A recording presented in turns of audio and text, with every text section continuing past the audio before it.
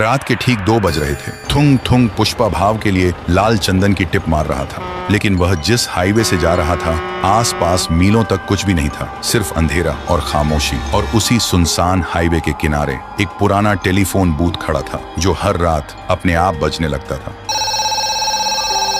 इसलिए लोग कहते थे कि उस रास्ते पर रात में गाड़ी नहीं चलानी चाहिए। पर थुंग थुंग को इन बातों से कोई फर्क नहीं पड़ता था, क्योंकि वह बस अपने काम से काम रखता था। लेकिन उस रात हालात अलग थे। अचानक तेज बारिश शुरू हो गई थी और ठीक तभी उसी टेलीफोन बूथ के सामने थुंग थुंग के ट्रक का इंजन बंद पड़ गया और तभी उस बूथ के अंदर से टेलीफोन जोर जोर से बजने लगा। थुंग थुंग ने आवाज सुनी पर इग्नोर कर दिया। बारिश रुक चुकी थी, लेकिन घंटी रुकने का नाम ही नहीं ले रही थी। ऐसा लग रहा था जैसे कोई बहुत बेचैनी से फोन उठने का इंतजार कर रहा हो। फिर थुंग थुंग गुस्से में गाड़ी से उतरा और सीधा बूथ के अंदर घुस गया। अंदर आते ही गुस्से में फोन उठाया और बोला, कौन है बे आधी रात को?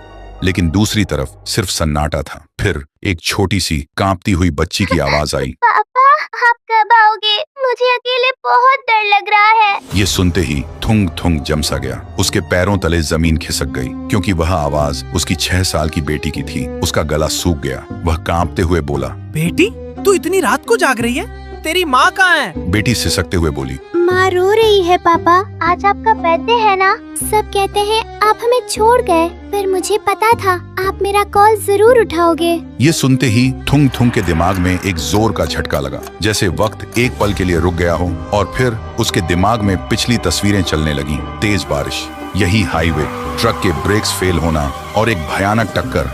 थुंग थुंग ने घबराकर अपने हाथों को देखा जो धीरे धीरे धुंधले पड़ रहे थे। फिर उसने पलटकर अपने ट्रक की तरफ देखा, लेकिन वहां कोई ट्रक खड़ा नहीं था, बल्कि 5 साल पुराने एक जले हुए ट्रक का मलबा था। तब उसे सच समझ आया, थुंग थुंग जिंदा नहीं था। वो 5 साल पहले उसी टक्कर में मर चुका था। लेकिन एक बाप होने का एहसास उसकी रूह को आज भी बांध के रखा हुआ था, इस उम्मीद में कि वह कभी ना कभी अपनी बेटी के पास वापस पहुंच पाएगा। थुंग थुंग वहीं जमीन पर गिर गया और जोर जोर से रोने लगा। उसने कांपते हाथों से फोन को अपने सीने से लगा लिया और टूट कर बोला, मैं कहीं नहीं गया बेटी, तेरा बाप हमेशा तेरे पास है। लेकिन फोन की लाइन कट चुकी थी। फिर थुंग थुंग बूथ से बाहर निकलता है और आसमान की तरफ देखते हुए रोते रोते उसकी रूह धीरे धीरे हमेशा के लिए गायब हो जाती है। और उस रात के बाद उस सुनसान हाईवे पर वह टेलीफोन कभी दोबारा नहीं बजा। तो दोस्तों, थुंग थुंग को मुक्ति तो मिल गई, पर आखिर उस फोन के उस पार था कौन? बेटी का सच्चा प्यार या कोई भ्रम? आप अपनी थ्योरी कमेंट में बताओ। देखते हैं